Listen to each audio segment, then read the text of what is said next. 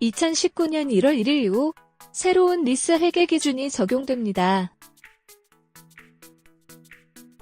새로운 리스 회계 기준은 리스를 활용하고 있는 기업의 신용 분석에 큰 영향을 줄 것입니다. 새로운 리스 회계 기준에 따라 사용권 자산과 리스 부채를 인식하여야 하므로 안정성, 활동성 및 수익성의 재무 비율에 큰 영향을 줍니다. 새로운 리스 회계 기준이 적용되면 부동산, 항공기, 선박을 리스로 활용하는 백화점, 할인점, 편의점, 항공사, 해운사의 부채 비율이 증가하게 됩니다.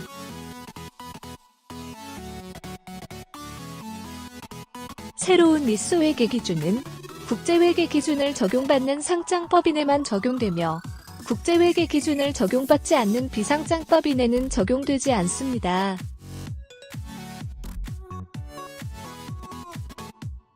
은행, 보험, 자산운용사 등 금융기관의 담당자들은 기업 신용 분석 및 여신 심사를 위하여 이러한 차이를 반드시 알아야 합니다. 본 교육과정을 통하여 여러분들은 새로운 리스 회계 기준을 이해하게 될 것이며 기업 신용 분석에 미치는 영향을 분석하게 될 것입니다.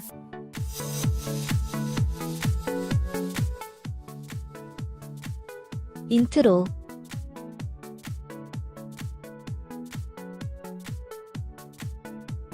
한국채택 국제회계 기준과 일반 기업 회계 기준.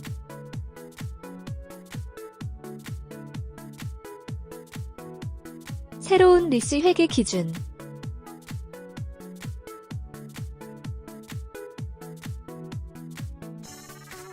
유동성 분석하기.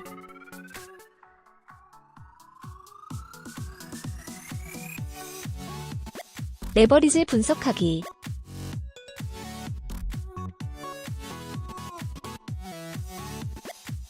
활동성 분석하기.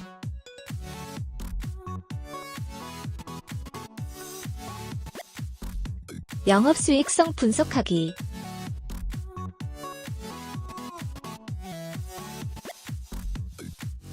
생산성 분석하기.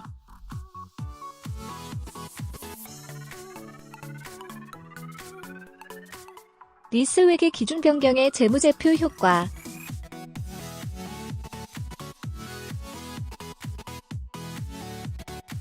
리스 회계 기준 변경의 재무 비율 효과.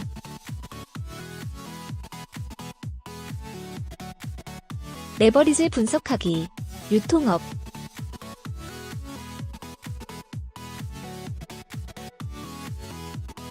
레버리지 분석하기.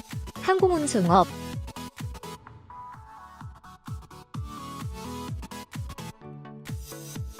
레버리지 분석하기. 해운업.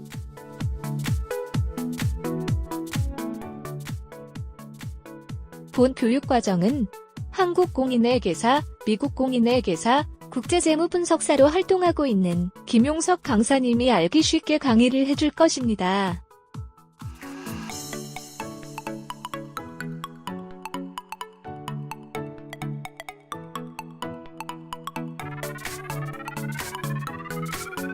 그럼 강의를 통하여 새로운 리스 회계 기준의 모든 것을 배워보도록 하겠습니다.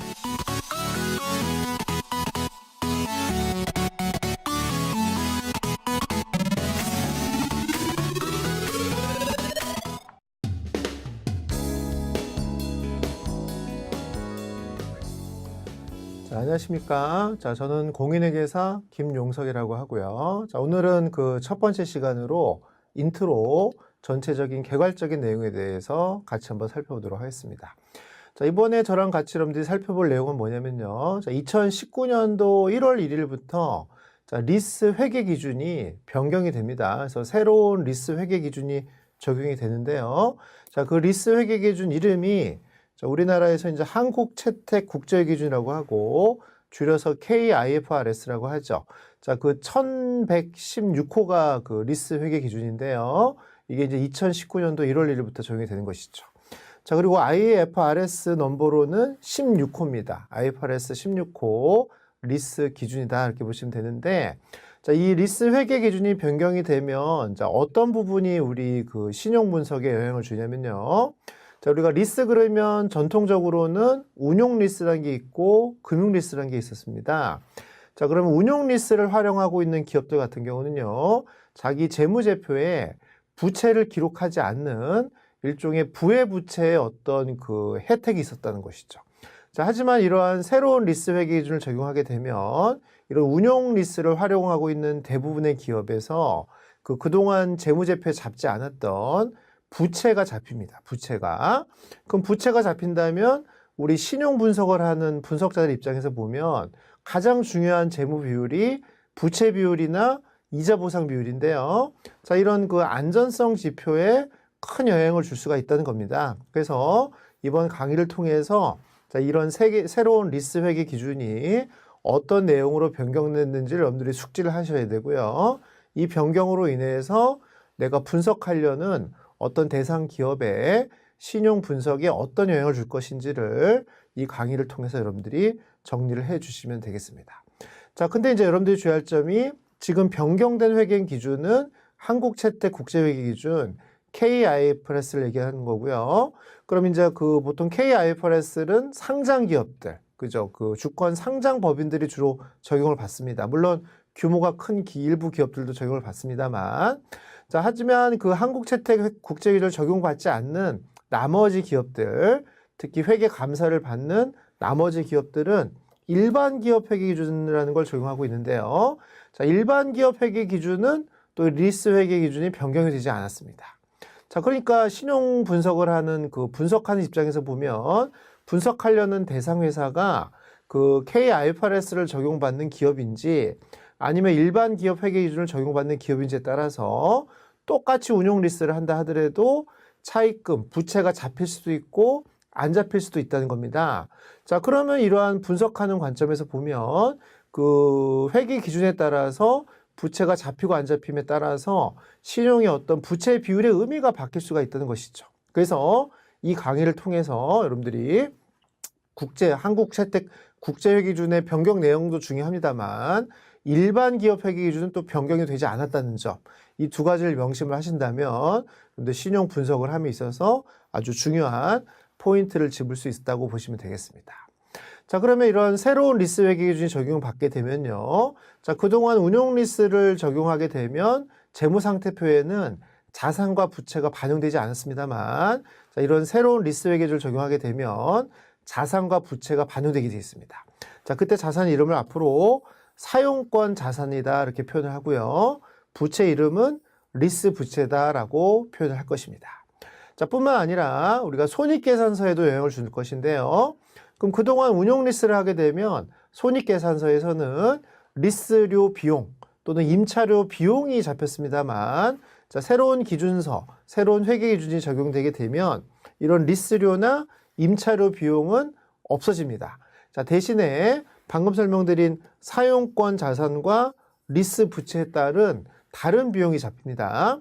그럼 사용권 자산은 마치 유형자산처럼 감가상각을 할 것이기 때문에 감가상각비 비용이 새로 손익계산서에 반영이 될 것이고요.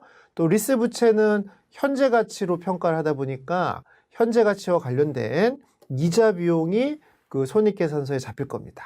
자, 그럼 기존의 리스료 비용은 없어지고요. 대신에 감가상각비 비용과 이자 비용이 반영이 되면 대상 기업의 영업이익 또는 당기순이익은 과연 증가할 것이냐 감소할 것이냐를 또 파악을 해 주셔야겠죠. 그래서 영업이익에 미치는 효과랑 당기순손익에 미치는 효과를 나중에 이제 본문에 가서 구체적인 계산을 가지고 같이 한번 살펴보려고 합니다. 자, 특히 앞서도 설명드린 것처럼 이러한 새로운 리스 회계 기준은 KIFRS에만 적용되는 것이고요. 일반 기업 회계 기준은 과거와 마찬가지로 운영 리스를 하는 기업이라면 계속 리스료 비용이 잡힌다는 겁니다. 자, 그러면 일반 기업 회계 기준을 적용받는 기업을 KIFRS처럼 새로운 리스 회계 기준을 적용하는 것처럼 분석을 하기 위해서는 이 강의를 잘 들으시고요. 이 강의에서 배운 노하우를 가지고 여러분들이 전환을 할 수가 있어요. 그래서 그런 효과들을 한번 분석할 수도 있기 때문에 여러분들 근무하는 어떤 분야에서 아주 능력을 발휘할 수 있다 이렇게 보시면 되겠습니다. 자, 그러면 자, 이런 리스 회계 기준이 새로운 리스 회계 기준을 적용하게 되면 과연 어떤 기업들, 어떤 업종들이 과연 그 영향을 많이 받을 거냐? 당연히 그동안 운용 리스를 많이 하던 기업들이겠죠. 그래서 주로 어떤 기업이라냐면 자, 부동산을 운용 리스한다든가 항공기를 운용 리스한다든가 선박을 운용 리스하는 기업들일 겁니다. 그럼 주로 부동산을 운용 리스하는 기업들이 주로 소매 유통사라는 거죠. 백화점이라든가 편의점 등을 생각하시면 될 것 같고요. 그다음에 항공기를 운용 리스하는 기업은 당연히 그 대한항공이나 아시아나 같은 항공사를 얘기할 것입니다. 마찬가지로 선박을 운용 리스를 했다면 주로 해양운사가 될 것인데요. 자, 이런 기업들에게 또는 이런 업종에 미치는 영향이 굉장히 클 것이기 때문에 특히 이런 업종을 분석해야 될 신용 분석 담당자라면 지금 이 회계 기준 변경 사항을 숙지하는 것은 매우 중요하다고 보시면 될 것 같습니다. 자, 그러면 이 IFRS 새로 적용되는 이 부분에 대해서 이미 그 선진국에서는 도입 효과에 대한 분석이 됐는데요. 그 선진국 사례를 먼저 살펴보도록 하겠습니다. 자, 2016년도 자, 그 글로벌 4대 회계 법인 중에 하나인 PwC에서 분석한 건데요. Study on the Impact of Risk Capitalization이니까 말 그대로 리스 캐피탈라이제이션이라는 거는 이 사용권 자산과 리스 부채를 기록한다는 소리입니다. 자, 그에 따르는 효과를 분석을 한 것입니다. 자, PwC에서 분석한 대상은 IFRS를 도입한 전 세계 3,199개 그 상장 기업을 대상으로 한 것이고요. 대상 기준 재무제표는 2014년도 재무제표를 기준으로 해서 특히 IFRS 넘버는 앞서 설명드린 16호였죠. IFRS 16호를 적용한다면 분석한 효과들을 나타낸 겁니다. 그래서 PwC에서 분석을 해보니까 가장 그 영향을 많이 받는 업종이 당연히 소매업과 항공운송업이라는 것이고요. 자, 이러한 소매업과 항공운송업이 갑자기 자산과 부채가 증가하다 보니까 부채가 증가하게 되면 차입금이 증가하게 되는 것이고요. 그럼 이 차입금 증가율이 이 두 업종이 가장 클 것이라고 분석이 된 것이죠. 그래서 실제로 구체적으로 차입금 증가율을 분석을 해보니까 소매업 같은 경우는요, 그 새로운 리스 회계 기준 도입 전보다 98%가 증가한다고 합니다. 그러니까 굉장히 효과가 크죠. 자, 이에 반해서 항공운송업 같은 경우는 그 차입금 증가율이 47% 정도 된다고 하고요. 자, 전문 서비스업이 42%, 보건 의료가 36%, 의류 직물이 28%, 이 순서라고 합니다. 또 도매업이 28%, 운송 인프라 산업이 24%, 엔터테인먼트 업종이 23%, 이동통신 업종이 21%라고 하니까 자, 이러한 그 선진국 사례를 비춰볼 때 가장 차입금 증가율이 우리 한국에서도 영향을 많이 미치는 업종이 바로 소매업이나 항공운송업이라는 것은 여러분들이 이 영향효과 분석의 그 사례를 볼 때 짐작을 할 것입니다.